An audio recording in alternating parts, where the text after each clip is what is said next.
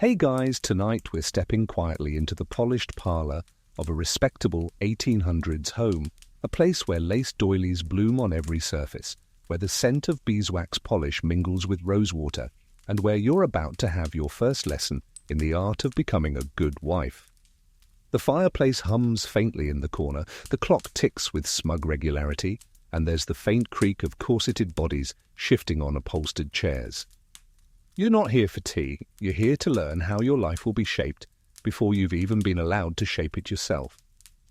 And yes, you probably won't survive this without at least wanting to fake your own death and run away to a pirate ship. So, before you get comfortable, take a moment to like the video and subscribe, but only if you genuinely enjoy what I do here. And drop your location and local time in the comments. I love seeing where in the world you're listening from. Now dim the lights, maybe turn on a fan for that soft background hum, and let's ease into tonight's journey together. The parlour is warm and overly scented, as if someone feared a single whiff of the outside world might sully the air. You're seated on a narrow chair, back perfectly upright because slouching here is practically a crime. Across from you, your mother, your aunt, maybe even an older cousin, all with knowing eyes and the slow, deliberate smiles of women who have done this before, are about to begin. This is the gilded cage talk. It's not delivered like a prison sentence, of course. Instead, it's wrapped in silk and sugar. They start with phrases like, "Every young lady must," and "in polite society, it is expected." You're told how a wife is the heart of the home, the steady flame that warms the hearth, the gentle guide to her husband's comfort and success. It sounds noble, almost poetic. But as the words pile up, you notice the edges. The small freedoms you'll give up, the way your time will be accounted for by someone else's needs, the constant presence of should and must in every breath. A mainstream historical fact slips into the conversation. You hear that in much of the 19th century, particularly in Britain and America, a woman's legal identity would often merge entirely with her husband's after marriage, a concept called coverture. Once married, you couldn't own property in your own name, sign contracts, or even keep your wages in most cases. It's mentioned casually here, not as a tragedy, but as if it were a natural law like gravity. Then there's the quirkier tidbit. Your aunt leans in, lowering her voice, to tell you that in some parts of the countryside, people still judge a wife's worth by how evenly she can slice bread for a guest. Yes, the bread test. Perfect, identical slices meant you had a steady hand and a mind for order. Heaven forbid the heel of the loaf end up uneven. They also offer helpful historical context, though it feels more like a cautionary tale. One of them mentions that in France during the early 1800s, young women from certain bourgeois families were sometimes sent to special finishing schools, not just to learn needlework and music, but to practice walking with a book balanced on their heads for hours.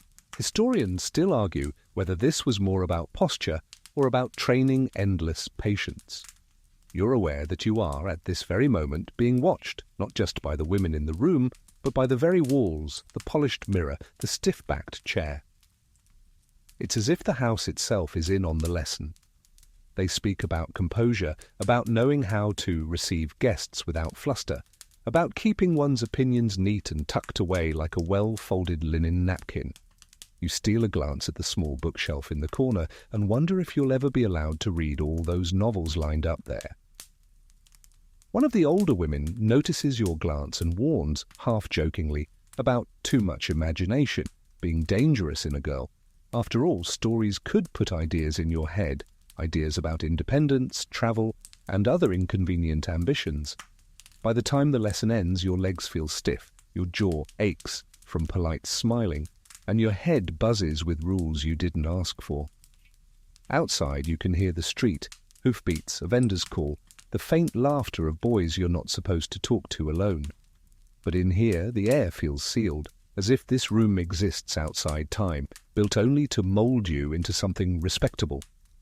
And so the training begins, not with a single dramatic moment, but with a quiet gathering in a room like this, where women who've already learned the rules pass them down like a family recipe no one dares rewrite. You're told it's for your own good, for your future happiness. You nod, smile, and try to believe it. The next morning, your world shrinks to the small, sunlit space by the parlour window, a square of calm where your lap becomes a training ground. In your hands, there's a pale scrap of linen, the thread a neat, obedient twist of colour, and a needle so fine you could swear it's plotting against your fingertips. This is the needle and thread training, and in the 1800s it's as essential as knowing how to breathe. You're not just learning to mend. No, this is about embroidery, flowers that will bloom on cuffs and collars, initials that will stand guard on handkerchiefs, tiny borders that will whisper refinement to anyone who notices. In the 19th century, a woman's sewing was as much a display of skill as it was a practical duty. One even hears of engagement samplers, embroidered swatches that could be sent to potential in-laws as proof of your domestic promise, like a romantic resume stitched in silk. The mainstream fact here is unavoidable. For much of the 1800s, sewing wasn't just a hobby, it was an economic survival tool. Even women from wealthier families were expected to mend linens, hem skirts, and darn stockings rather than waste money on replacements. In poorer households, it could mean the difference between a passable Sunday dress and an unfixable embarrassment. Then comes the quirky tidbit your teacher drops without ceremony. Some women embroidered their undergarments with tiny hidden designs, purely for their own amusement. Little flowers, initials, even symbols of luck, because why shouldn't you have a secret that only you know about, stitched right into the fabric of your daily life? The thought makes you smile just enough to prick your finger. Your instructor, a mother, an older sister, or perhaps a hired seamstress with the patience of a saint, hovers like a watchful sparrow. She corrects your grip, tells you the stitches are too tight, too loose, too uneven. Historians still argue whether the obsession with perfect stitches was more about beauty or discipline, training your hands to follow rules so your mind would too. The rhythm settles in, the slip of thread through fabric, the faint pull as it tightens, the little sigh you give each time the needle behaves. Outside, carts roll past and children shout, but you're fixed here, your back straight, your knees angled just so. This is quiet work, but not idle. It's discipline disguised as decoration. There's a certain strange poetry to the way sewing teaches patience. You imagine one day working on a tablecloth in some future parlour, guests admiring it while never knowing the hours you bled into its hems. You imagine mending your husband's shirt and pretending not to notice the perfume that lingers on the collar. The 1800s may be prim, but they are not free of little scandals. Now and then, your teacher tells you about the correct way to choose colours. Soft, muted shades for the home, more elaborate contrasts for gifts. It's a secret code in thread, a way of saying things without words. If you embroider a rose, it might hint at romance. A forget-me-not might carry a quiet plea. You file that away for later, a skill for sending messages no one else can quite intercept. By midday, the sun has shifted, warming the wood floor, where a basket of mending waits for you. The basket is like an oracle of your future, socks with thin heels, pillowcases fraying at the seams, hems crying for attention. You wonder how many hours of your life will be eaten by this. You wonder if you'll ever be fast enough to keep up. Your neck aches, your fingertips are rough, and yet there's a strange sense of achievement in seeing your stitches line up like obedient soldiers. Somewhere deep inside, you suspect this is the point. The skill isn't just in making the fabric whole, but in proving you can sit still long enough to do it without complaint. And so you keep stitching. The thread pulls tight, the fabric smooths under your fingers, and the air in the room feels like it's holding its breath, waiting for you to become exactly what's expected. By the end of the week, your lessons expand beyond the parlour chair. Now the training pulls you into the warm, fragrant core of the house, the kitchen. It's the beating heart of an 1800s home, though not the glamorous kind of heart you'd find in novels. Here the air is thick with steam and the mingled perfume of stewing meats, rising bread, and the faint tang of vinegar from jars lined up like little soldiers on the shelf. You're not here as a guest, you're here as an apprentice. The kitchen apprenticeship is a rite of passage for any woman being groomed for respectable marriage, whether she's from a modest farmstead or a polished city home. The first task, simply watch. Your teacher, whether she's your mother, a cook, or a sharp-eyed aunt, wants you to see how it's done before you so much as stir a pot. The mainstream historical fact slips in easily here. In the 1800s, kitchens were still dangerous workplaces. Open flames, heavy iron pots, and unpredictable ovens made cooking a physical challenge, and recipes often assumed the cook had an instinct for timing rather than exact measurements. Bake until done was an actual instruction you might see. Even wealthy women who might never chop a carrot themselves were expected to know enough to direct servants without embarrassing themselves at the dinner table. And then there's the quirky tidbit. In some rural communities, a future wife's kitchen skill was judged by her pie crust. Too tough, and you were called unfeeling. Too crumbly, and you were careless. Yes, your suitability as a life partner could hinge on how butter and flour behaved under your hands. You're handed a wooden spoon. It feels heavier than it looks, and told to stir a pot of soup. The rhythm is soothing at first, but quickly your arm protests. You're instructed to stir only in one direction because it keeps the broth clear. Historians still argue whether this was a genuine culinary tip or just another arbitrary rule meant to test obedience. Then comes bread making, a skill that's both science and sorcery. The yeast must be coaxed, the dough kneaded with a precise balance of firmness and gentleness. Your instructor tells you to listen to the dough, meaning, of course, to notice the texture. But for a moment, you imagine the loaf whispering its secrets back to you. By midday, the kitchen is hot enough to make your stays feel like a slow torture device. You're shown how to skim fat from broth, how to test a cake with a needle, how to keep tea leaves from slipping into the cup. And all the while, posture is policed. No leaning on counters, no wiping your hands on your apron like a farmhand. The lessons aren't purely culinary, there's diplomacy here too. You're warned that a wife's skill in the kitchen isn't just about feeding the family, it's about quietly managing resources. Sugar is expensive, meat must be used wisely, spices should be rationed like gold dust. You learn that serving a fine meal without overspending is a kind of silent power. Still, the kitchen has its charms. The scent of baking bread can soften even the sharpest mood. The warmth feels like a living thing, curling around you in approval when you get something right. And for a fleeting moment, as you pull a tray of golden biscuits from the oven, you imagine this could be a place of creation, not just duty. But when the day ends, your arms are tired, your hair smells of smoke, and the sleeves of your dress are dusted with flour. You've passed the first test, but you know tomorrow will bring a new one. And unlike a loaf of bread, there's no rising time for you. The kitchen heat fades from your skin, but you don't get long to recover. By the following afternoon, you're seated in a smaller, daintier room, a sunbeam catching the polished silver tray in front of you. This is where you learn the art of pouring tea, not just making it, but serving it in a way that would pass inspection from the fussiest guest in town.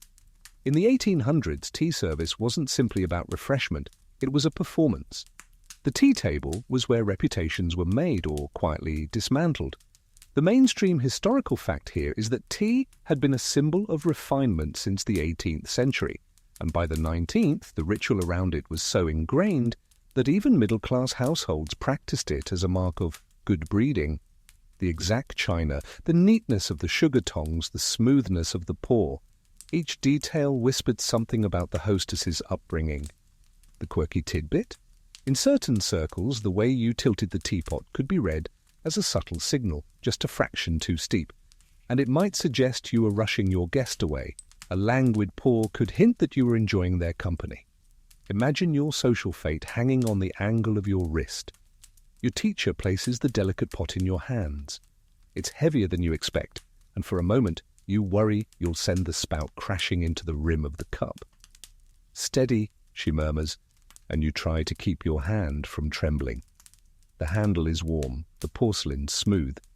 You tilt slowly, and the amber stream flows in a perfect ribbon. Success until the teacher points out that you should have turned the spout just a touch more toward the guest. You practice again and again, the teapot cooling with each round. There's a rule for everything: how to fold your wrist, when to offer sugar, which guest should be served first, hint, the eldest lady present, and even how to pass the plate of biscuits without clattering the tongs. Historians still argue whether such precision in tea service was about courtesy or a way to signal one's social rank in the smallest possible movements. Between pours, you're coached in polite conversation. You're to ask after a guest's health without prying, offer compliments without exaggeration, and avoid controversial topics unless you're clever enough to steer them gracefully. You nod and murmur as if all this comes naturally, though part of you wonders how much tea you'll actually get to drink in your own home when the time comes. The cups clink softly, the sugar crystals catch the light, and the biscuits leave a faint buttery scent in the air. You begin to see why this ritual survives. It's not just about manners, but about control. Every gesture says, I have the time, resources, and composure to make this look effortless. By the time the lesson ends, your wrist aches faintly from the repeated tilt of the pot, and you're oddly aware of your own heartbeat, as if it's trying to match the calm rhythm of the pour. You set the teapot down with care, knowing that in the 1800s this wasn't just about offering tea, it was about proving you could perform grace itself on command. The next lesson isn't warm and fragrant like the kitchen, nor genteel like the tea table. This one feels more like penance. You're ushered into a long, narrow room with high windows and a draught that snakes along the floor. In the center sits a row of high-backed wooden chairs. No cushions, no forgiveness. This is posture school. You lower yourself into the chair, and within seconds the hard edge digs between your shoulder blades. Your teacher, perhaps a governess, perhaps a mother who never quite forgave her own training, stands before you with a look of polite severity. The rules are simple: feet together, ankles crossed neatly, shoulders drawn back, chin level, eyes forward. It sounds easy, it isn't. The mainstream historical fact is that posture in the 1800s was more than vanity. It was a direct indicator of moral character in the public imagination. A straight back meant discipline, health, and breeding. A slouch could imply laziness, poor upbringing, even moral weakness. This is why posture was drilled into young women until it became as natural as breathing, or at least appeared so. The quirky tidbit you hear in a whisper from another girl enduring the same torture is that some finishing schools balanced books on pupils' heads for entire afternoons. In rare cases, they even used teacups filled with water, forcing a perfect glide lest you soak your dress. A few schools allegedly punished dropped books by adding more books until a girl resembled a walking library. You're handed your own book, not too heavy, but enough to make your neck instantly aware of its existence. Walk, comes the instruction, and you begin the slow parade across the creaky floor. Each step must be silent. Your skirts swish softly, and you imagine yourself as one of those wind-up dolls in a shop window. Historians still argue whether these exercises truly improved grace or simply served as public theatre for the parents who paid for them. Sitting is no easier. The spine must never collapse against the chair back. You are the support, not the furniture. Your hands rest lightly in your lap, fingers neither interlaced nor fidgeting. The teacher circles like a hawk, her eyes catching every micro-slouch. At one point, she lightly taps your lower back with a ruler, murmuring, "Lift here." Time passes strangely in posture school. Minutes feel like hours, hours like days. The ache in your lower back blossoms into a dull throb, but no one dares to shift more than a breath's width. You try to distract yourself by imagining ridiculous scenarios, like attempting to maintain perfect posture while being chased by a goose in the garden. The thought nearly makes you smile, which you quickly smother into a demure expression. When the lesson finally ends, you stand and stretch subtly, careful not to appear relieved. Your body feels longer somehow, as if it's been drawn taut like a bowstring. And though the discomfort still lingers, you can't deny that walking out of the room, you glide just a bit more than you used to. You know this won't be the last time you're summoned to the straight-back chair. Posture, like a corset, has to be maintained daily, or so they say. And so you step into the corridor with the ghost of that hard seat still pressed into your spine, knowing that in the 1800s, even the way you exist in space was part of the marriage training. The morning light slants through the parlour curtains, dust motes drifting lazily in the still air, and today's lesson feels heavier than the others, not in the body, but in the mind. This is Moral Instruction Day, where the training shifts from posture and practical skills to shaping the very framework of what you're told a good wife should believe. You're seated at a small table. Before you is a stack of well-worn books, a family Bible, a leather-bound etiquette manual, and a volume of inspirational poetry. Your instructor, perhaps a parent, perhaps a minister's wife, begins with a passage of scripture, the words steady and practiced, as if they've been read in exactly this way for decades. The mainstream historical fact here is stark. In much of the 19th century, moral instruction for women was deliberately tied to religion and domestic ideology, especially in Protestant households in Britain and America. The so-called cult of true womanhood emphasized piety, purity, submissiveness, and domesticity as the four cardinal virtues of femininity. To deviate from these was to risk social ruin. You're told quite plainly that cleverness in a woman can be dangerous, especially if it leads to questioning her husband's judgment. A wife's wisdom, your teacher says, is best shown in her restraint. It sounds gentle, but under the lace and soft tones you hear the steel. Your role is not to challenge, but to guide quietly, without letting it look like guiding at all. Then comes the quirky tidbit, one that almost makes you laugh. Your teacher solemnly mentions that some etiquette writers of the day warned against women reading too many novels, fearing it would lead to overheated imagination and romantic discontent, as if a few too many chapters of Jane Eyre might have you running off to join a band of poets in Italy. You practice memorizing lines, Bible verses, moral maxims, little nuggets of acceptable wisdom you can sprinkle into conversation like seasoning. Historians still argue whether this was about fostering genuine moral character or simply training women to speak in ways that reassured men of their virtue. The air in the room grows thick with the scent of beeswax polish and tea that's gone cold.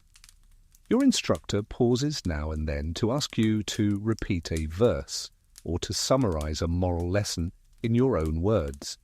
You comply, though inside, part of you wonders why your moral worth seems to hinge entirely on your ability to conform. There's a final exercise before the lesson ends. You're given a short moral tale, a parable, about a wayward young wife who spends too much time gossiping in the marketplace and not enough tending her home. By the end, her marriage is strained, her children unruly, and her reputation ruined. And what, your teacher asks, is the moral here? You answer, as expected, to guard your time, your words, and your place. When you're dismissed, the sunlight in the hallway feels brighter, almost shocking. You've been wrapped for hours in a cocoon of rules and ideals, and stepping out of it feels a bit like breathing again. Still, the words echo in your head, weaving themselves into the growing web of expectations. And you know this is only one thread in the tapestry being stitched around you, one that will tighten with each new lesson. By the next lesson, the scent of polish and ink gives way to the faint tang of metal strings and varnished wood. You're in the music room now, a space with a tall window, a heavy upright piano, and a few chairs arranged for an audience that mercifully doesn't exist today. This is your music for marriage training. In the 1800s, a woman's ability to play an instrument, especially the piano, wasn't just a pleasant diversion. It was a social asset, a way to charm guests, soothe the household, and prove you had the leisure and refinement to practice something that didn't directly put food on the table. The mainstream historical fact here is that middle and upper-class families often invested heavily in their daughters' music lessons, seeing them as part of the finishing that made a young woman attractive in the marriage market. You take your place on the piano bench. The cushion sags slightly, the ivory keys are cool under your fingertips. Your teacher, a woman with posture as rigid as the instrument itself, hands you a sheet of music. No playful tunes here. This is a polite waltz, the kind that could float through a drawing room without disturbing anyone's conversation. Then comes the quirky tidbit. In some 19th century etiquette guides, it was suggested that a woman should never play too well. A little skill was charming. Virtuoso brilliance could be intimidating, even unseemly, as if you were showing off. So you're taught not to dazzle, but to glide. Your music should be like the background scent of roses, noticeable but never overwhelming. Your fingers stumble over the first run of notes. The teacher corrects your wrist angle, then your finger curve, then your tempo. You try again. This time the melody trickles out, hesitant but intact. Historians still argue whether the purpose of these lessons was truly to cultivate art or simply to add another layer to the performance of womanhood. When the piano drills pause, you're handed a small harp to try, then shown how to hold a guitar without looking awkward. Even singing makes an appearance in your curriculum. Soft ballads, never anything too brash. The idea is to create a repertoire suitable for evenings at home or small gatherings, the kind where a husband might smile approvingly while you play something that flatters his mood. As the afternoon light fades, you're asked to perform the waltz again. This time, the notes flow more easily, and you even remember to breathe in time with the phrases. You finish with a gentle flourish, just enough to make your teacher nod. But as you rise from the bench, you can't help wondering, would you enjoy this more if you were playing for yourself, not as part of the great ongoing audition for a role you've never agreed to audition for? The thought lingers, warm and stubborn, even as you close the lid on the keys and the room falls silent again. The music room fades behind you, and in its place comes the faint sting of something sharper. Alcohol, herbs, maybe even vinegar. Today you're led to a small dressing table near a tall mirror, and the lesson is about the beauty regimen. It's a quieter kind of training, but no less exacting. On the table are the tools of 19th century self-maintenance: a boar bristle hairbrush, a comb carved from bone, small bottles of skin tonic, a pot of pomade, and, lurking in the corner, a pair of stays you know will soon be laced tighter than comfort would recommend. The mainstream historical fact is that in the 1800s, beauty standards for women could be grueling. Pale skin suggested gentility and the luxury of avoiding outdoor labor, so powders and skin-whitening lotions, often containing lead or other harmful substances, were in use. Hair was expected to be glossy, thick, and elaborately styled, even for simple home occasions. And of course the corset remained a near-universal garment for respectable women, reshaping the torso to the fashionable silhouette of the day. The quirky tidbit? Some women swore by washing their hair in beer to add shine, while others rubbed roasted onions into the scalp to encourage growth. Yes, your future as a good wife might require smelling faintly like a tavern or a kitchen garden. You begin with hair care. Your instructor stands behind you, drawing the brush slowly through your hair until it crackles with static. 50 strokes a night, she says, for health and sheen. You're shown how to part your hair neatly, how to pin it without stray wisps, how to arrange curls to soften the line of your jaw. Historians still argue whether these elaborate styles were about beauty for its own sake or about signaling the patience and discipline of the wearer. Next comes skincare. A dab of tonic is applied to your cheeks and forehead, its coolness tinged with the faint scent of roses and something metallic. You resist the urge to grimace. It stings slightly like a warning not to slacken your maintenance. Then it's time for the corset. You stand while your teacher threads the laces that tug firm and steady. The stays tighten, pressing your ribs, coaxing your waist into the fashionable shape. Your breathing shortens, but you're told that with time you'll get used to it. Beauty, she reminds you, is never without effort. You consider pointing out that breathing is also rather important, but wisely keep it to yourself. The mirror shows a girl transformed, not wildly, but enough. The smooth hair, the faint flush from the tonic, the sculpted waist. You don't look uncomfortable, though you certainly feel it. That's the point, to appear effortlessly pleasing while concealing the work behind it. As the lesson ends, you're told to maintain this regimen daily, for a future husband will always notice the small things. You wonder if he'll also notice the way your shoulders ache from the corset or the faint smell of onion water in your hair. Probably not, and if he does, you suspect it won't make the etiquette manuals. The mirror's image still lingers in your mind the next morning, but today there's no hair tonic or corset tightening. Instead, you're seated at a writing desk, the kind with a hinged top and little pigeonholes filled with folded paper and half-used sticks of sealing wax. This is the letter-writing drill, and it's not simply about putting words to page, it's about crafting the kind of correspondence that could charm, impress, or subtly influence without ever breaking the rules of propriety. The mainstream historical fact is that in the 1800s, a woman's letters were often considered a direct reflection of her character. A well-written letter could bolster a family's reputation. A sloppy or overly familiar one could cause social damage. Many young women practiced letter writing as part of their formal education, learning not only penmanship, but also the delicate balance of warmth and restraint in their wording. The quirky tidbit? Some etiquette manuals of the time gave specific guidance for how much of the page you should fill. Leaving too much white space suggested laziness, but writing all the way to the edges was seen as grasping or desperate. Imagine your worth being judged by the margins. You begin with penmanship. The nib of the pen feels both fragile and dangerous, ready to catch on the paper if your hand strays from the proper angle. Ink pools in the small glass inkwell, smelling faintly of iron. Your instructor reminds you to keep your wrist lifted, your lines evenly slanted, and your loops graceful but not flamboyant. Historians still argue whether the flourish in a signature was an expression of individuality or simply another codified element of acceptable style. Once the form is mastered, you move to the substance. You're given sample phrases to adapt, polite inquiries after health, cautious compliments, gentle hints about your own news. Nothing too blunt, nothing too personal, unless the recipient is family or a close friend. Even then, every word is weighed as if it might someday be read aloud in the wrong company.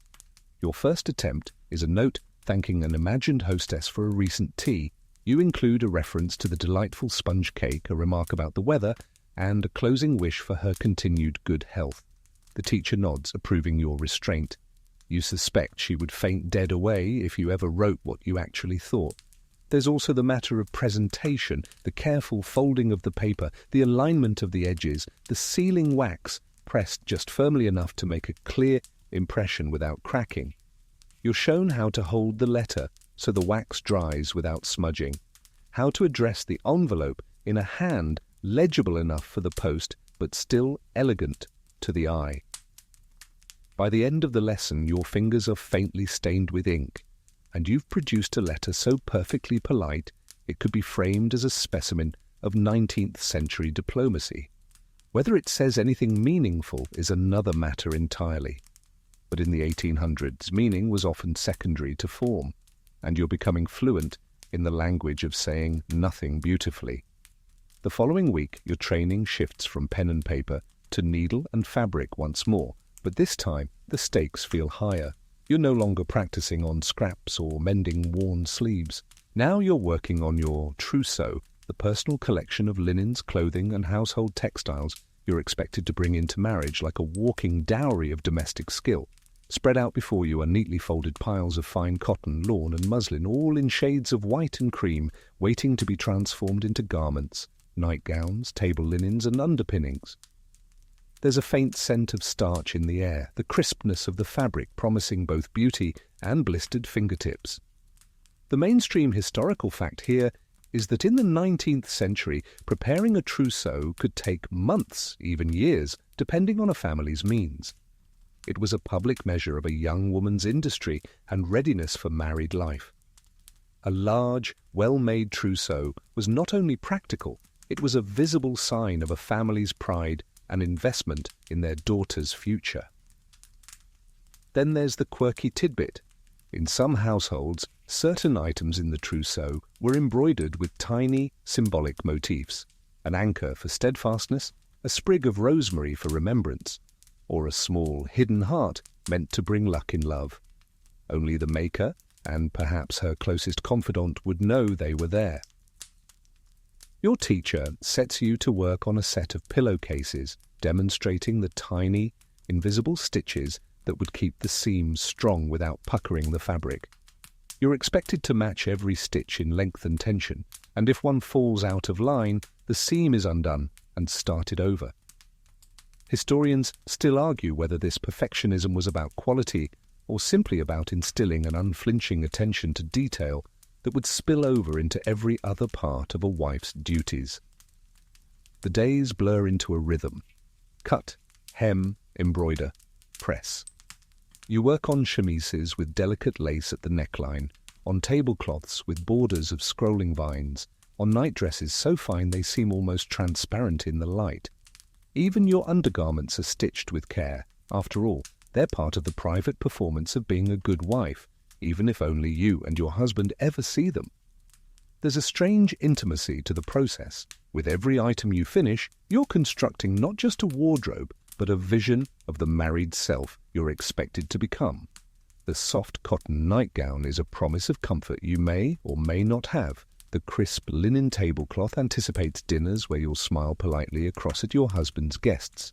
By the time the last folded piece is stacked into the cedar chest, the room smells faintly of lavender sachets tucked between layers to keep moths at bay. Your hands are tired, your eyes ache from close work, but there's a quiet satisfaction in seeing the trousseau complete. Still, as you close the lid, you can't shake the thought that you've just packed away not only fabric and lace, but also countless hours of your youth, stitched into a dowry for a life you haven't yet lived. The cedar chest is barely closed before you're summoned to the drawing room, not for music or tea this time, but for what your instructor calls social choreography. The phrase sounds almost glamorous, but in practice it's a precise dance of manners, body language, and invisible hierarchies that you're expected to navigate without a single misstep. The room is arranged like a miniature society: two older ladies in conversation by the fireplace, a pair of young men by the window, a gentleman seated with a newspaper, and you, placed just inside the doorway. Your task is to enter, greet, and mingle as if you've been doing this your whole life. The mainstream historical fact here is that in the 1800s, social calls were a cornerstone of polite society. They were governed by elaborate rules: who could call on whom, when visits should be made, often between 3 and 5 in the afternoon, and even how long one should stay. Too brief could be rude, too long could be presumptuous. Every greeting, every glance, was part of an unspoken code. Then there's the quirky tidbit. In some circles, even the depth of a curtsy was meaningful. A shallow dip for casual acquaintances, a deeper bend for someone of higher status, and an almost theatrical sweep for a matriarch or noblewoman. Misjudge it, and you might be remembered more for your clumsy knees than your charming conversation. You begin your entrance. One gloved hand lightly rests on your skirt as you step forward, eyes lowered just enough to signal deference, but not shyness. You greet the eldest lady first because, as your instructor reminds you, age outranks beauty in the order of precedence. She responds with a faint smile, perhaps approving your curtsy depth. Next, you make your way toward the group by the window, offering a polite remark about the weather, always safe, never controversial, before gliding on to another cluster. You're warned against lingering too long with any one person, especially if he's an eligible bachelor. Too much attention could look forward, and in the delicate economy of reputation, that's a costly mistake. Historians still argue whether these elaborate codes of behavior truly promoted social harmony or simply reinforced invisible barriers between classes and genders. But, in the moment, you're too busy remembering which hand to extend for a handshake, when to offer both hands for a greeting, and how to laugh softly without showing too many teeth, There's a final test before you're released, the parting. You must signal your intent to leave without disrupting the flow of conversation, make your farewells in the correct order, and exit with the same poise you entered.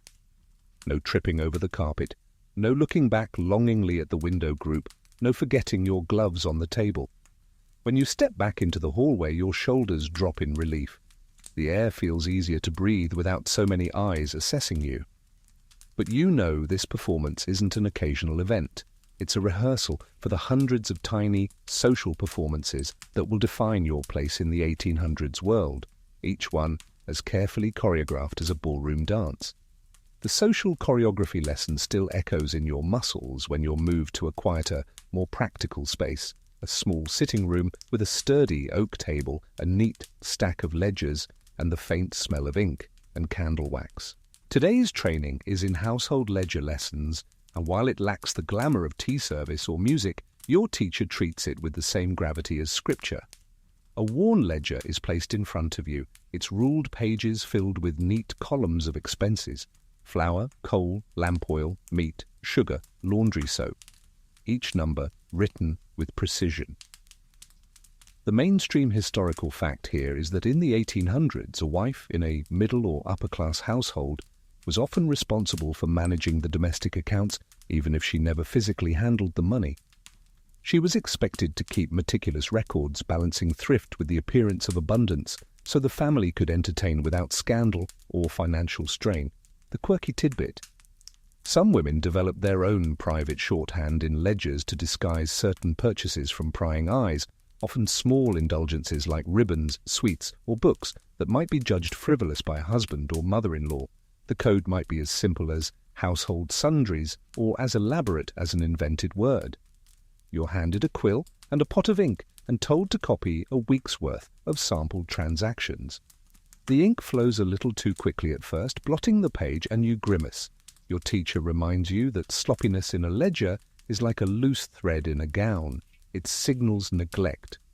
Historians still argue whether the true intent of this accounting training was to empower women to manage resources or to ensure they could stretch a husband's income without ever questioning how much it was in the first place. The lesson moves to balancing the week's expenses. You're shown how to calculate totals, compare them against the monthly allowance, and decide where to trim if necessary. Coal costs more in winter, meat prices can fluctuate with the season, and tea, imported and taxed, is a luxury that must be rationed carefully. There's an exercise in what your teacher calls invisible abundance, how to make a table look lavish while keeping costs modest. A smaller roast can be surrounded by artful piles of vegetables. A modest dessert can be dressed with fresh flowers to give the illusion of extravagance. You jot down these tricks, realizing they're as much about performance as they are about economy. By the end of the lesson, your ledger page looks almost professional. The numbers align, the handwriting is steady, and you've even left space for miscellaneous, which you already know could be your best ally in the future. When you close the ledger, the oak table feels solid under your palms as if it's absorbed decades of similar lessons. You leave with ink-smudged fingertips and a clearer sense of how a household runs, not just on flour and coal, but on careful records, invisible codes, and the unspoken expectation that a good wife's financial magic should always look effortless. The ink stains have barely faded from your fingers when you're summoned for something far less static, the courtship stage play. It's not the official name, of course, but it's exactly what it feels like. The setting is a modest but carefully arranged garden with gravel paths just wide enough for two to stroll side by side, and a bench positioned for resting that is really just for being seen. Your instructor explains the stakes plainly. Courtship in the 1800s was a performance as much as a pursuit. The mainstream historical fact is that respectable men and women were rarely, if ever, alone together before marriage. Meetings were chaperoned, conversations guarded, and every glance or gesture could be read as a declaration of intent or impropriety. The quirky tidbit: in some circles, even the way a woman handled her fan or gloves was a code. Dropping a glove might signal interest. Fidgeting with a fan could mean anything from boredom to flirtation, depending on the tempo. Entire fan language guides were printed, though historians still argue whether most women actually used them or if they were more of a playful parlour myth. You're given a scenario: a family acquaintance, played today by your instructor's nephew, has been introduced, and you are to converse during a garden walk. The rules are clear. Your hands remain lightly clasped or rest on your parasol. Your gaze meets his only briefly before dropping, and you never ever initiate a subject too personal.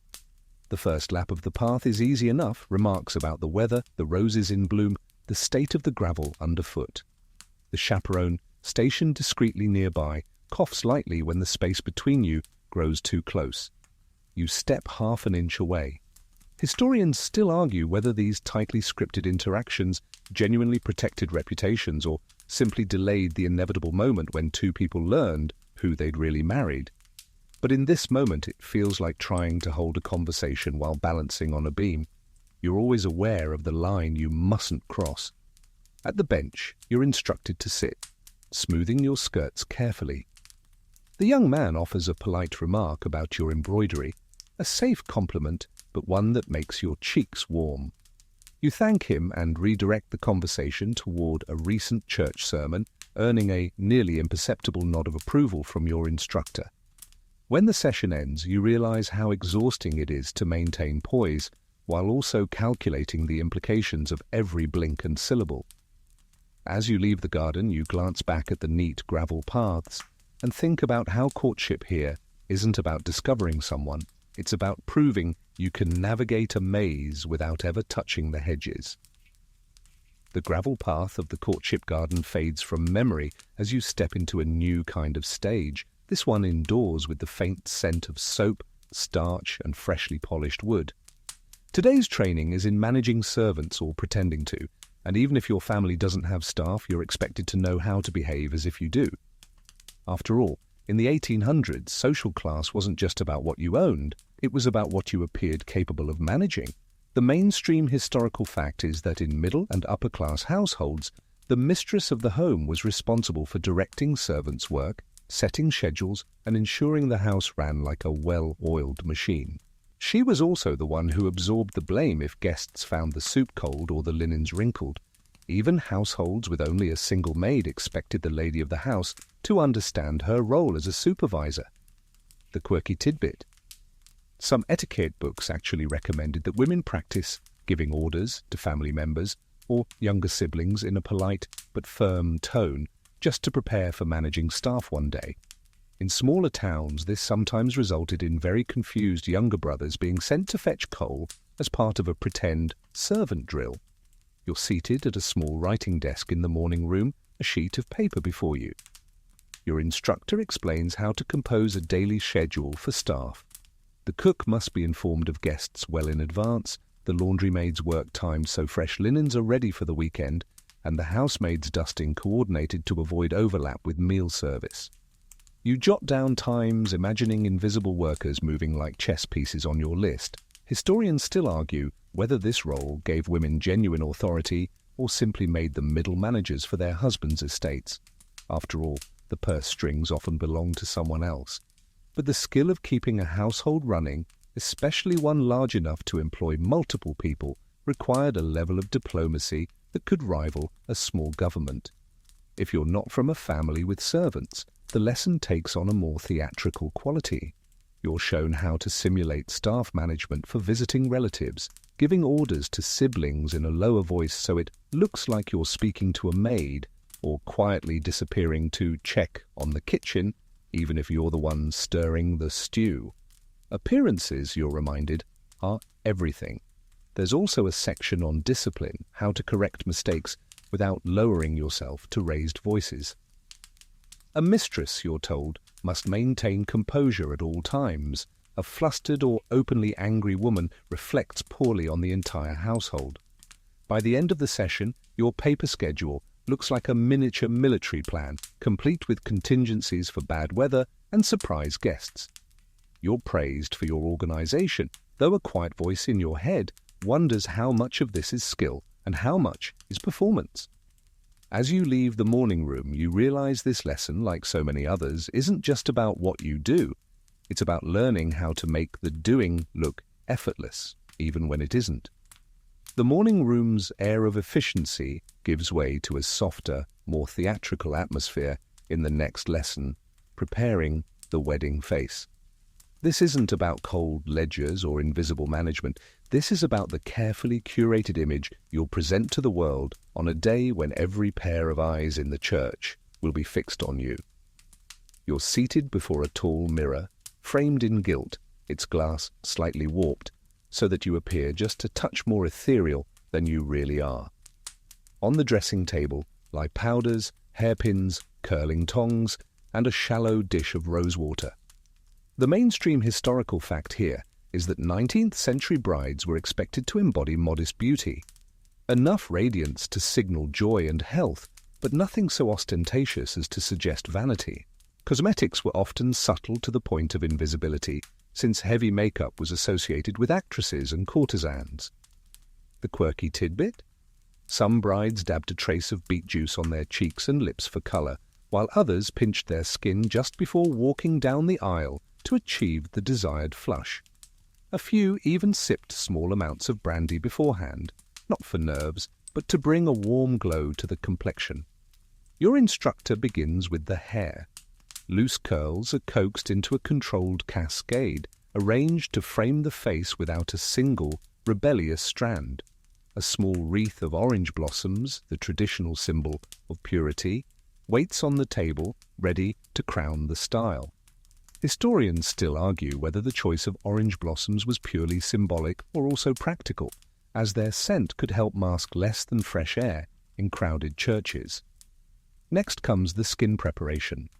Rosewater is applied with a soft cloth, followed by a dusting of powder to reduce shine. You're told to smile in the mirror, not broadly, just enough to lift the corners of your mouth, and to practice holding that expression for as long as it takes to walk the aisle.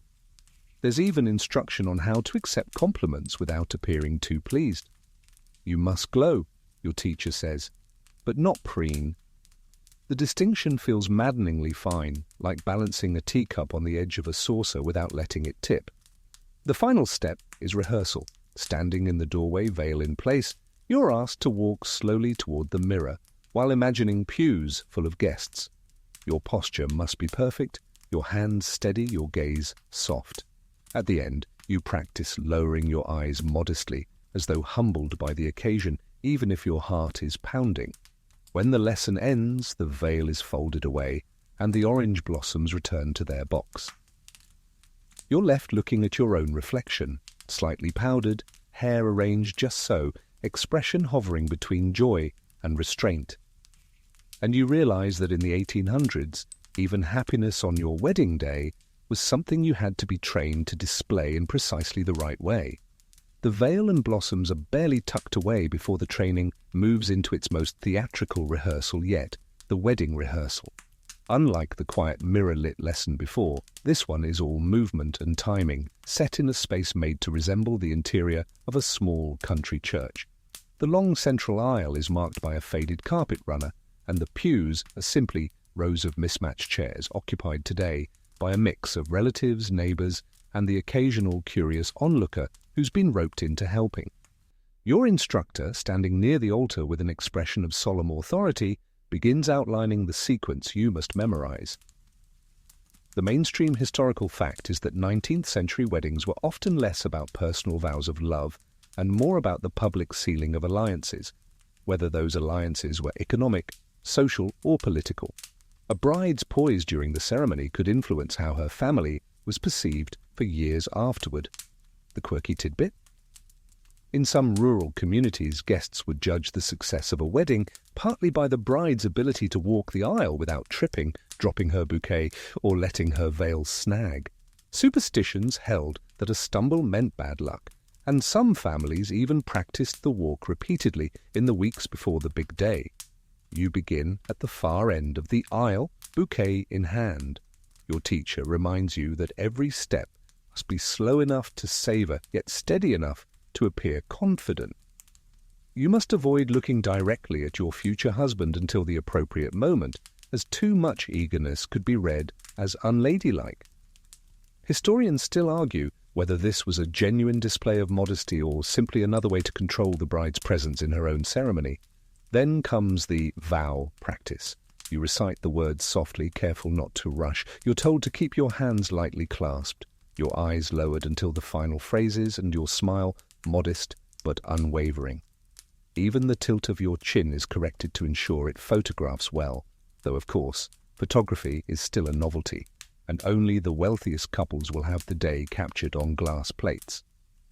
There's also a rehearsal for the moment after the ceremony, how to turn to face the congregation, how to accept congratulations without being pulled into long conversations, and how to keep your veil in place when well-meaning relatives attempt to hug you. By the end of the session, your bouquet feels heavier than it should, and your cheeks ache from holding the same polite expression. Yet as you walk the aisle one final time, you feel the rhythm settling into your body, the way a song does when you've hummed it too many times to forget. And you know that when the real day comes, this will not be simply walking. It will be performing a role you've been rehearsing in countless small ways for years. The aisle practice fades, replaced the next morning by a quieter but more unsettling lesson, morning after expectations. This one doesn't happen in a church or a parlor. Instead, you're seated in a bedroom that isn't yours, but is made up as a model bridal chamber. The curtains are drawn just enough to let in the first grey light of day, the bed neatly arranged, a small breakfast tray waiting on the side table. The mainstream historical fact here is that in the 1800s, a woman's transition from daughter to wife was considered immediate and absolute. The morning after her wedding, she was expected to rise into her new role without hesitation, managing the household's tone for the day, presenting herself to family or guests, and demonstrating the composure of a seasoned hostess, no matter how she actually felt.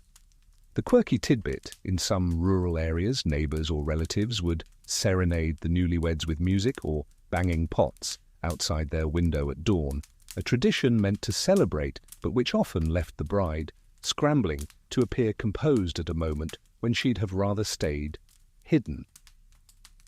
Your teacher begins by explaining the first crucial act, rising early. You're to be dressed, hair arranged, and face lightly freshened before anyone sees you, and breakfast should be taken with poise, even if appetite is nowhere to be found. Historians still argue whether these customs were about genuine hospitality or about putting the new wife instantly on display as the family's newest ornament. You're shown how to arrange the bed so that it appears untouched, a small theatrical deception to suggest refinement and modesty. The breakfast tray is another performance, how to pour tea without spilling, how to thank whoever brings it without looking servile, how to nibble politely even if nerves make your stomach knot. Then comes the presentation. In this exercise, you step from the bedroom into an imagined drawing room where guests, today a few watchful relatives, await you. You must smile warmly, answer questions about your health and the ceremony, and, most importantly, keep your voice steady. Any sign of discomfort could spark gossip faster than spilled sugar. By the end, you realize this lesson is less about breakfast or greetings and more about stepping into a role with no rehearsal, except now you've been given one. You leave the staged bedroom with the lingering sense that the first morning of married life is less about waking up with someone you love and more about waking up as someone you're expected to be. The mock bridal chamber is gone the next day, replaced by the familiar scent of hearth smoke and simmering pots. Today's lesson circles back to the kitchen, but with a sharper edge. This is kitchen diplomacy. You already know how to make bread rise, skim broth, and keep tea leaves from drifting into the cup. But now the focus is on balancing two forces that can easily pull a wife apart, pleasing a husband's palate and keeping the household budget intact. The mainstream historical fact is that in the 1800s, food was not only a necessity but also a public measure of a woman's domestic competence. Neighbours might never see your ledger, but they would taste your table, and a husband's satisfaction, or lack of it, could travel quickly through gossip. Cookery books of the time were filled not only with recipes but also with advice on how to adapt them to varying incomes. The quirky tidbit: some wives kept secret recipes that were never written down, passed only from mother to daughter. These weren't just family treasures, they were a kind of insurance policy. A dish that only you could make perfectly meant your household had a signature touch, a subtle prestige no one else could copy. Your instructor sets the challenge: prepare a satisfying supper using limited, modest ingredients, without it looking or tasting modest. You start with a small joint of meat, a handful of carrots, onions, and a crust of bread. Through careful seasoning, artful slicing, and a bit of culinary illusion, you must make it appear as though the table is well provided for. Historians still argue whether such skill was a form of quiet empowerment, proving a woman could work small miracles, or another invisible demand on her time and creativity. Either way, you find yourself working with the precision of a stage magician. The roast is positioned at the center of the platter, surrounded by vegetables arranged like a wreath. Gravy is ladled generously to suggest abundance. The bread is sliced thick to slow the pace of eating. There's even strategy in dessert. You're shown how to turn a humble boiled pudding into a centerpiece by garnishing it with a few preserved cherries and a dusting of sugar, making it look like a treat fit for a celebration. When the meal is set before your husband, today played by a family friend with a suspiciously stern face, you present it with a mixture of confidence and deference.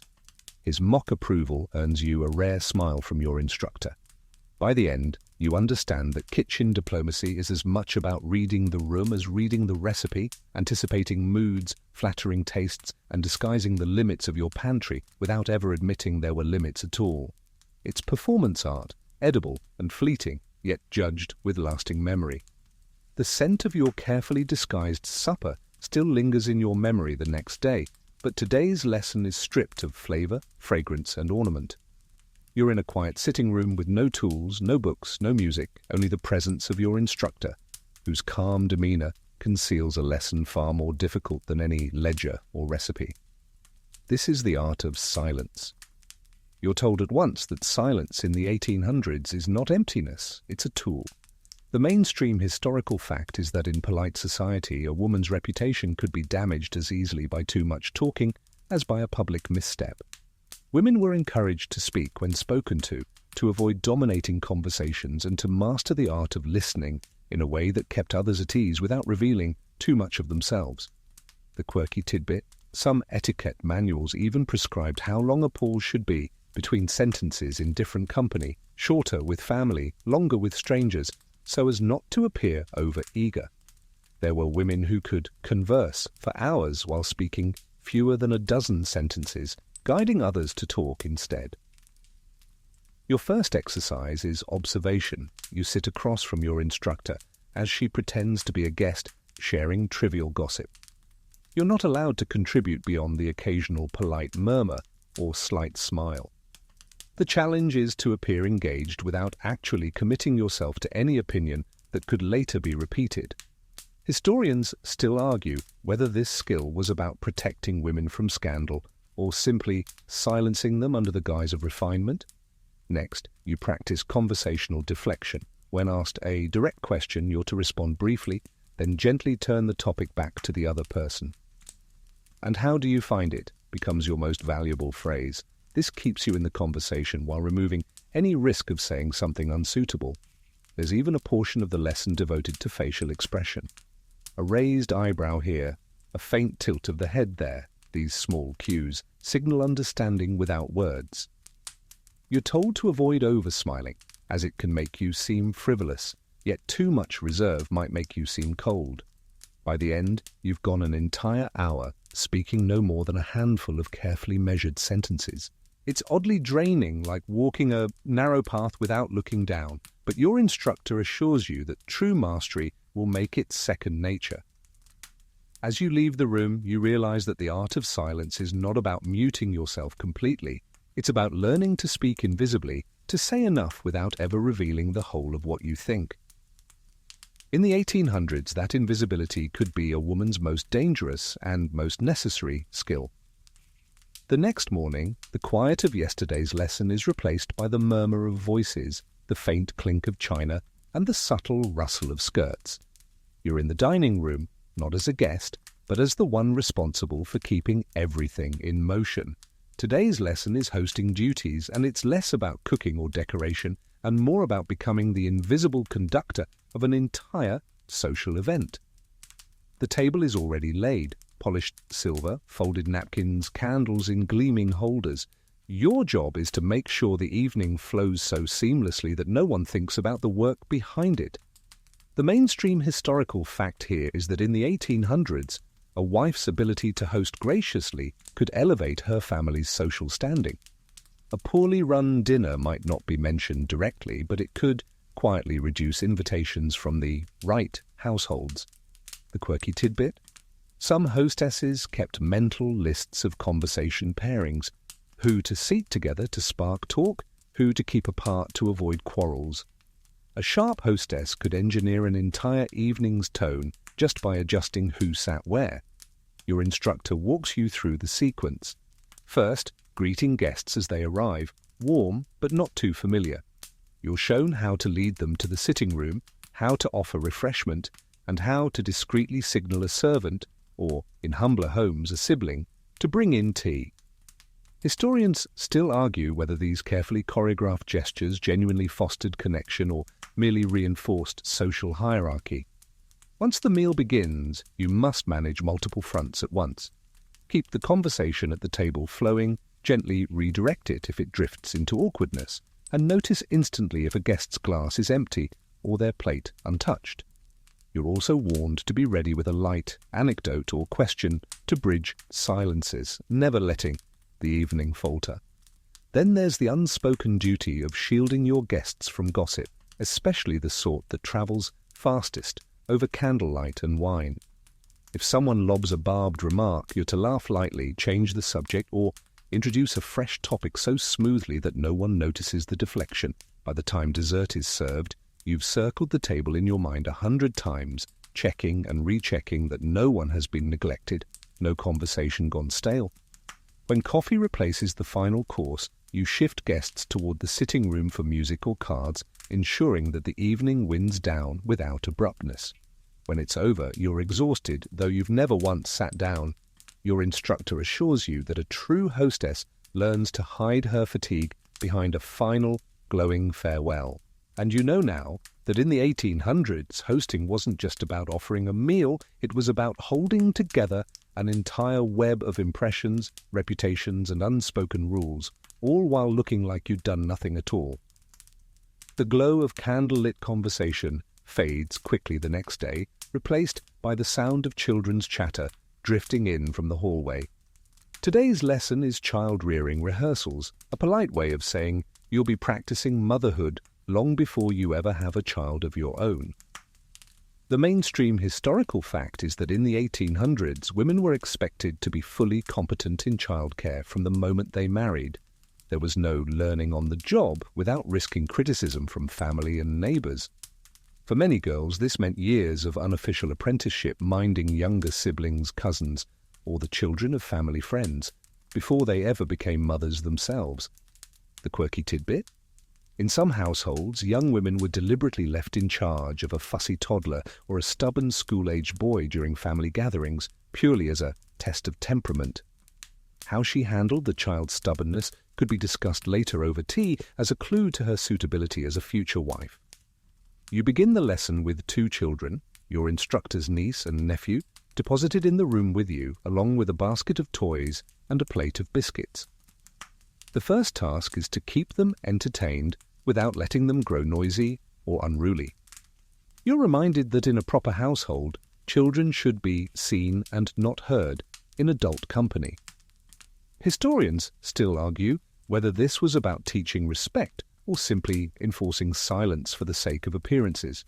When one of the children sulks at being denied a second biscuit, you're coached on the art of gentle firmness. Never raise your voice, never bargain, never bribe. Simply redirect their attention to something else. You suggest a game of arranging the toy blocks by size, which works for a time until the younger one decides the blocks make better drums. Next comes discipline etiquette. You're taught the fine line between correction and scolding. A good mother, your instructor says, guides without humiliating. Even in private, discipline should be tempered with affection, lest the child grow resentful. There's also instruction in early education. You practice reading aloud in a clear, engaging voice, pausing to explain unfamiliar words. The children fidget, but you're praised for holding their attention for more than 10 minutes. A small victory. By the end, the biscuits are gone, the toys scattered, and you're left with the strange realization that this rehearsal felt both entirely staged and strangely real. You've been told that in time, these skills will come naturally.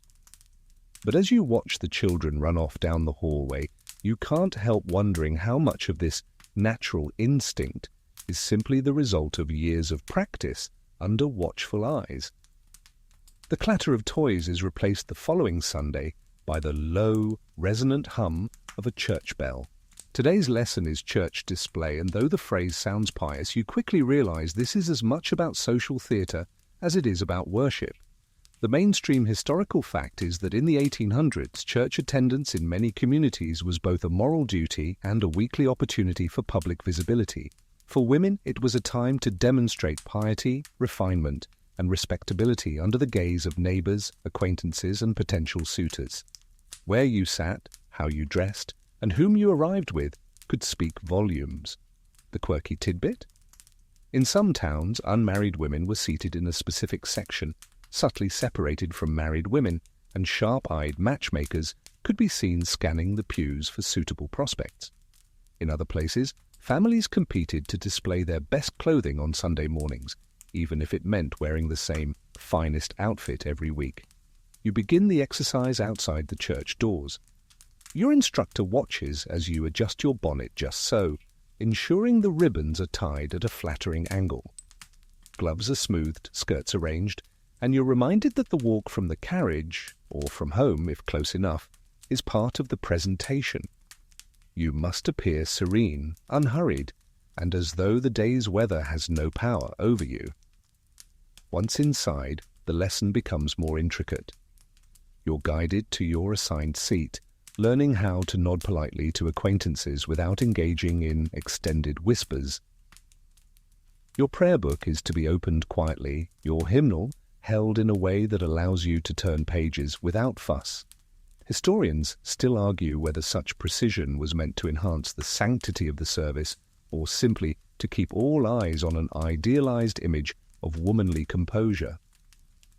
Even the act of singing is coached. You're to sing clearly, but never so loudly that you draw attention.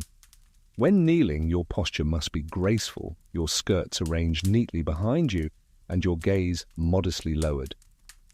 If the sermon is long, you must look attentive, regardless of how much your mind wanders. The final part of the lesson comes after the service, when the true display begins. This is the time for greeting fellow congregants, exchanging brief pleasantries, and perhaps joining a small circle of conversation in the churchyard. You're cautioned against rushing home too quickly. It could seem unfriendly, or lingering so long that it appears you're seeking attention. When you finally step away from the church, the bells still echoing in the air, you realize that Sunday morning isn't simply about worship. It's a stage where every movement, every glance, every word is quietly recorded in the collective memory of the community. The polished calm of Sunday fades quickly when you're called to the parlor the next afternoon for a lesson that feels far more personal, weathering criticism.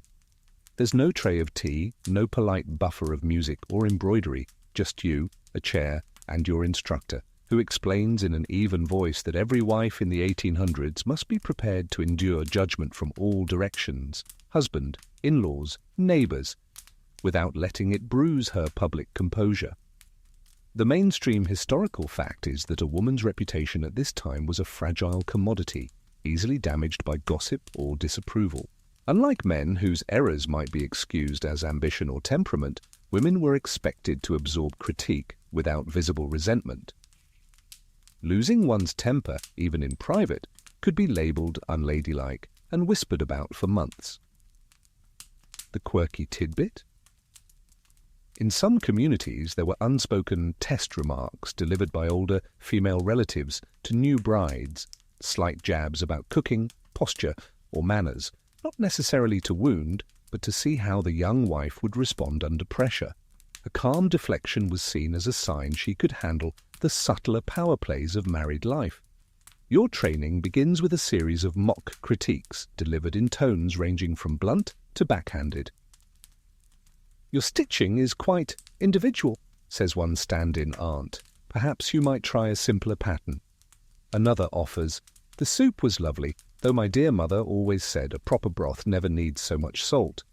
Your task is to respond without bristling, defending, or apologizing too much. Instead, you're taught the neutral acknowledgement, "I'll keep that in mind," or "That's an interesting suggestion," delivered with a calm smile that gives away nothing. Historians still argue whether such self-control was empowering or merely another layer of enforced passivity. Then comes the more difficult drill, accepting criticism from your husband, played today by your instructor's brother, about household matters, clothing choices, even your tone of voice. You practice nodding thoughtfully, agreeing where you can, and subtly redirecting where you can't. The goal, you're told, is to preserve the relationship's peace while quietly making your own adjustments, or choosing not to, without confrontation. By the end of the lesson, you're tired in a way that cooking or sewing never made you. It's the exhaustion of swallowing responses, of wearing civility like a second skin. As you leave the parlour, you wonder if the true skill here isn't in weathering criticism at all, but in learning how to let it pass through you without leaving a mark, at least not one anyone else can see. The next day's lesson arrives wrapped in civility but edged with something almost mischievous, the hidden skill of persuasion. It's introduced not as manipulation, such a word would never pass a proper lady's lips, but as guiding outcomes gracefully, a talent every good wife is expected to cultivate without anyone ever realizing she's doing it. The mainstream historical fact is that in the 1800s, many women had little formal authority over finances, property, or major decisions, yet within the household they could influence choices through carefully chosen words, timing, and appeals to emotion or practicality. This unacknowledged leverage was often the only form of power available to them. The quirky tidbit. Some etiquette books openly advised wives to let a husband believe an idea was entirely his own, even if they had planted the seed weeks earlier. One popular guide even recommended beginning the suggestion as a casual remark to a mutual friend, knowing it might later find its way into the husband's mind as something he'd heard elsewhere. Your first exercise is conversational steering. Sitting across from your instructor, playing the role of a distracted spouse, you must introduce the topic of purchasing a new household item without making it sound like a demand. Instead, you drop a remark about how the neighbor's lamp gives off such a pleasant light, let the subject wander, and then casually mention how dim the sitting room has seemed lately. By the end of the exchange, your husband is nodding as though the thought had occurred to him unprompted. Historians still argue whether this artful influencing was a clever survival skill or simply a symptom of the restrictions women faced. But in this room, it's treated as essential training, as much a part of wifehood as pouring tea or darning socks. Next, you practice the subtler form of persuasion, timing. You're taught that requests should be made when the other person is in good humor, after a satisfying meal, during a moment of shared amusement, or when discussing future plans. Never ask during a storm, your instructor says, whether in the weather or in the mood. The final exercise blends persuasion with apparent self-sacrifice. You suggest something that seems to benefit your husband's comfort, while quietly advancing your own aims. For example, proposing that he invite a certain guest to supper because you know how much he enjoys lively conversation, when in fact the guest is a key ally in some household matter you wish to settle. By the time the lesson ends, you understand that this skill is equal parts patience, observation, and performance. As you leave, you realize persuasion here isn't about changing someone's mind outright. It's about arranging the stage so the decision you wanted seems like the only natural one to make. The gentle art of persuasion is still fresh in your mind when the next lesson arrives with a far more somber tone, widowhood contingency. The parlour is quiet, curtains drawn against the midday sun, and your instructor's voice is softer than usual, as if the subject itself demands a certain reverence. The mainstream historical fact is that in the 1800s, widowhood was common and could occur suddenly, especially with limited medical knowledge and the hazards of travel, labour and war. A woman's security could vanish overnight, and the law often gave her little direct claim to property unless specific provisions had been made. The quirky tidbit. In some communities, newly widowed women wore weeping veils of heavy black crepe for up to 2 years. These veils were so thick they could partially obscure vision, leading to stumbles in the street, an inconvenience considered a small price for properly displayed grief. Your lesson begins with a ledger and a will, fictional but based on real examples. You're shown how to read the provisions, how to determine what funds or possessions might actually be at your disposal, and how to navigate requests for financial help from relatives who might suddenly see you as either pitiable or exploitable. Historians still argue whether widowhood gave women unexpected freedom or merely replaced one set of restrictions with another. In certain cases, widows gained more control over finances than they'd had as wives, but that control came wrapped in layers of social expectation, modesty in spending, propriety in conduct, and vigilance against any whiff of impropriety should another man take an interest. Your instructor explains the importance of maintaining respectable independence, avoiding both destitution and the appearance of grasping for wealth or favour. You're taught strategies for discreetly renting out rooms, selling off surplus household goods, or taking in genteel boarders without seeming to lower your station. Then comes the emotional performance. Even if privately you feel relief, you must publicly embody dignified mourning. There's a demonstration of how to incline your head when offered condolences, how to accept assistance without appearing too dependent, and how to decline invitations during the deepest mourning period without offending the inviter. By the end of the lesson, the room feels heavy, as though the curtains themselves have absorbed decades of whispered condolences and careful survival. As you leave, you realize that in the 1800s, widowhood was not just an ending, it was an entirely new role, one you might be called to play without notice, and for which the script was written long before you ever stepped on stage. The heaviness of widowhood contingency lingers in your thoughts, but the next day's lesson shifts the focus back to something lighter, at least on the surface.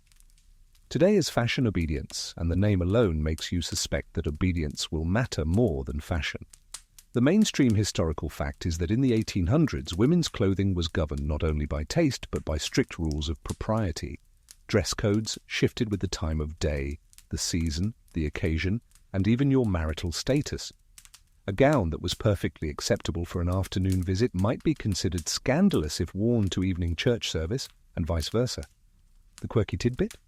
There was an actual system of mourning fashion that dictated not only the colour, but also the fabric of your clothing during bereavement. Deep mourning required matte black crepe, while half mourning allowed for grey, lavender, or mauve accents, so long as they were suitably subdued. Fashion houses even sold pre-arranged mourning wardrobes for women who needed to change status overnight. Your instructor begins with a trunk of garments, each labelled with its proper use. There's a day dress in sturdy cotton for morning chores, a walking gown with slightly shorter skirts to keep the hem from dragging in the street, and an evening gown in silk with sleeves designed to be just revealing enough without straying into indecency. You're taught to identify each at a glance, along with the correct accessories, gloves, shawls, hats, that complete the look. Historians still argue whether these elaborate dress codes were meant to protect modesty, or simply to make fashion another arena for policing women's behaviour. In practice, your wardrobe becomes a silent language, telling the world exactly who you are, where you're going, and what you're allowed to do there. The lesson moves to seasonal compliance. Wool and darker hues dominate in winter, lighter fabrics and pale colours appear in summer, but never so light that they seem frivolous.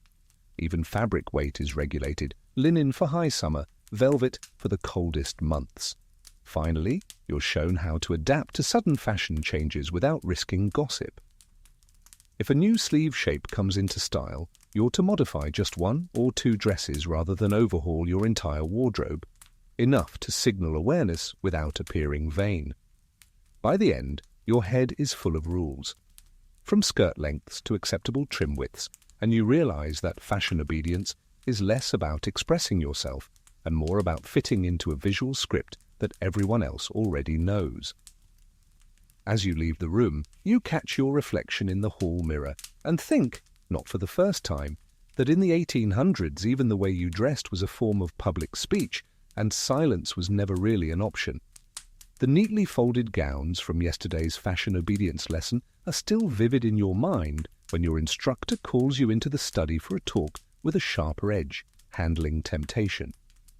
It's framed not as a warning about your own behavior alone, but as a duty to protect the reputation of your household from even the faintest hint of scandal.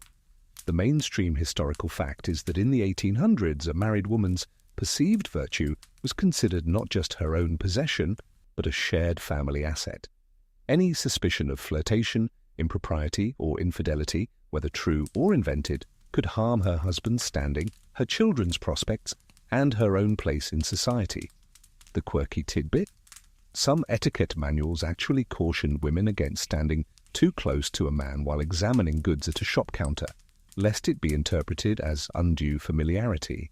There were even safe distances recommended for walking alongside a man who was not your husband or close relative.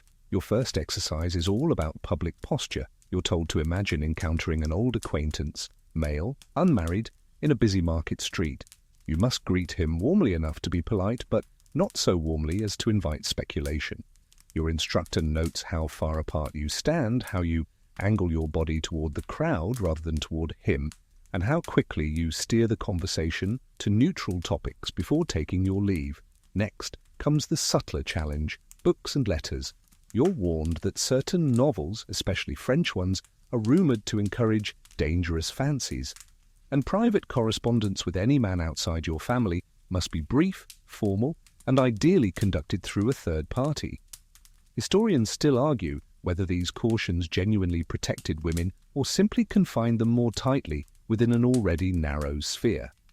The lesson ends with a role-play in which you're the hostess of a small gathering and must navigate a guest's slightly too personal compliment without creating awkwardness. You respond with a light laugh, change the subject, and direct your attention to another guest.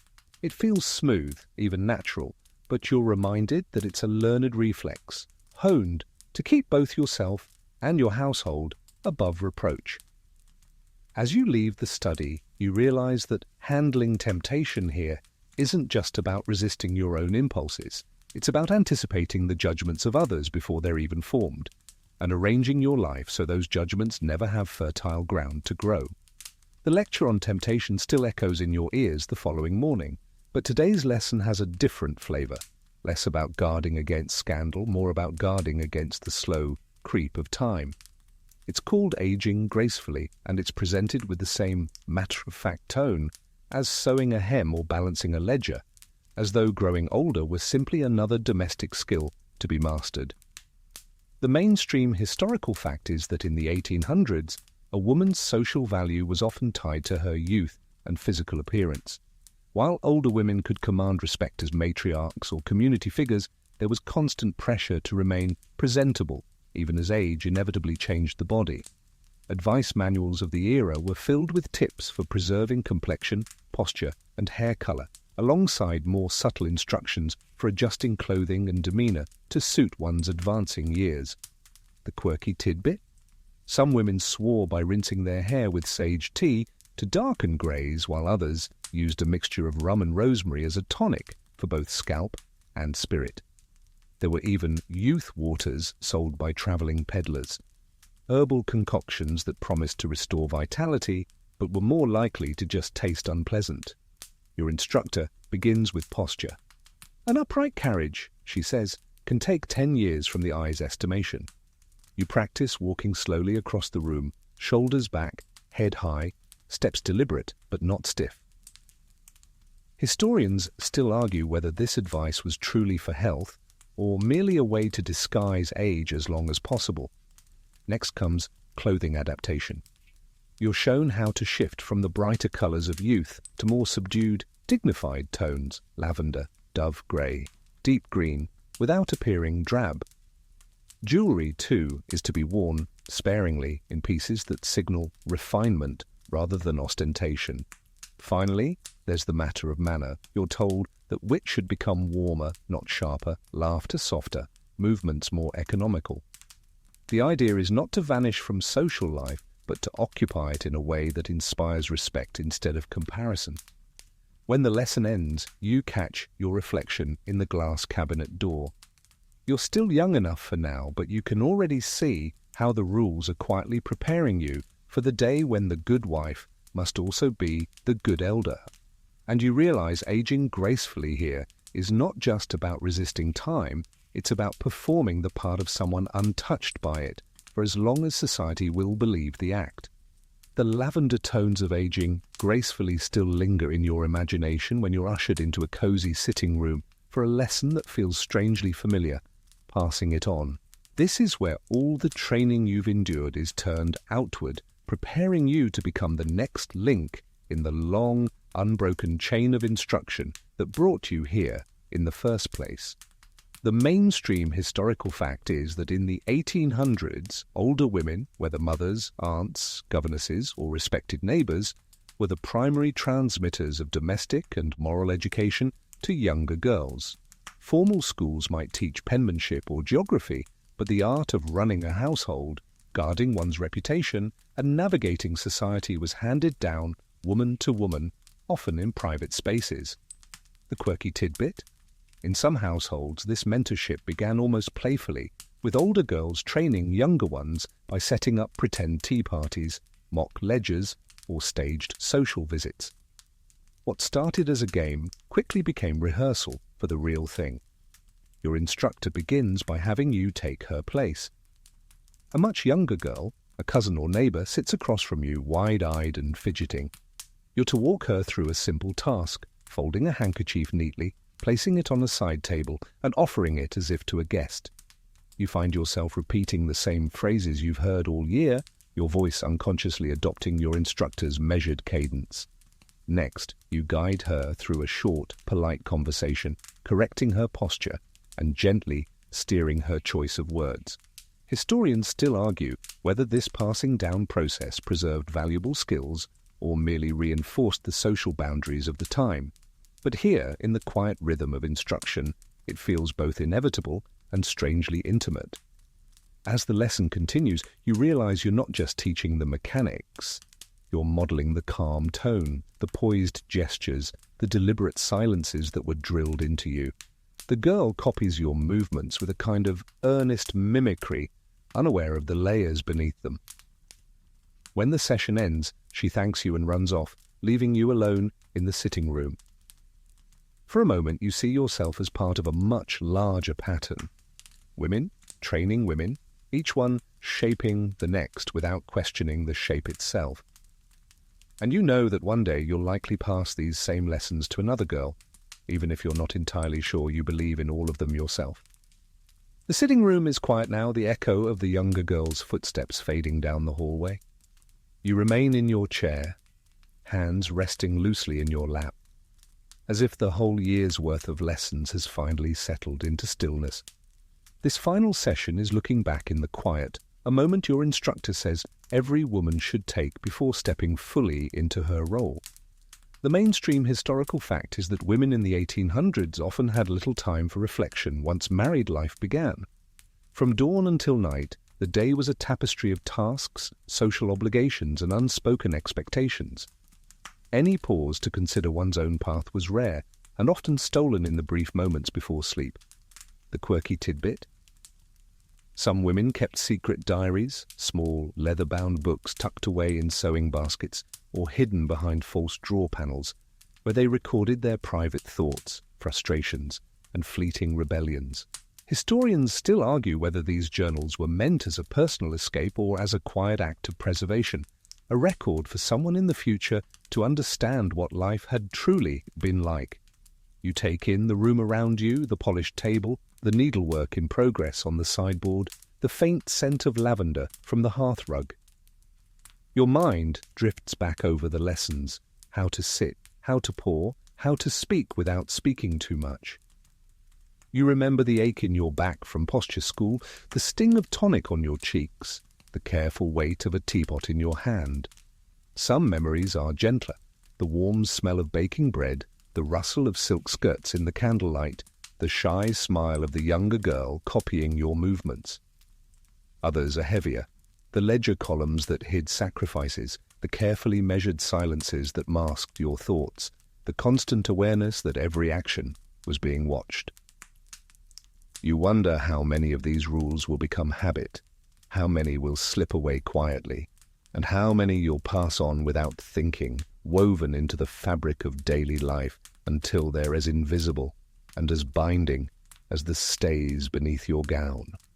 The clock on the mantel ticks steadily, a reminder that time moves whether you approve of its pace or not. Outside, somewhere, the world is shifting in ways you can't yet see. But in here, in this quiet room, you allow yourself a long breath, a small private rebellion in a life that will rarely be your own. And now, as the lessons fade and the rooms grow dim, you feel the pace of the day slowing with every breath. The edges of the parlour blur into a soft wash of shadow, the air warmer now, more forgiving. You let your shoulders loosen, the strict posture of the training melting into something more natural. There's a stillness here that feels almost like water, cool, deep, and steady. You sink into it without resistance, hearing the faint hum of life beyond the walls, a cart's wheel turning in the distance, the faint call of a nightbird, the low sigh of wind through unseen branches. Each sound comes slower than the last, as if time itself is easing into rest. Your hands, so often busy with needle and spoon, rest quietly now. The scent of lavender lingers in the fabric of your sleeves, the last trace of the world you've been moving through, and with it comes the understanding that you can step away from those expectations, at least for tonight. Breath in, breath out. Let the weight of every instruction slip from your shoulders, letting them fall like folded garments into a chest you can close for now. The room grows quieter still, the walls fading, the air soft against your skin. Somewhere in the dark, a clock chimes once, low, unhurried, a single note that feels like a benediction. You let it carry you deeper into rest, your body heavy and your thoughts drifting. And as you drift, you know you are safe, here in this moment, with nothing demanded of you, only the slow rhythm of breath and the warm hush of the night remain.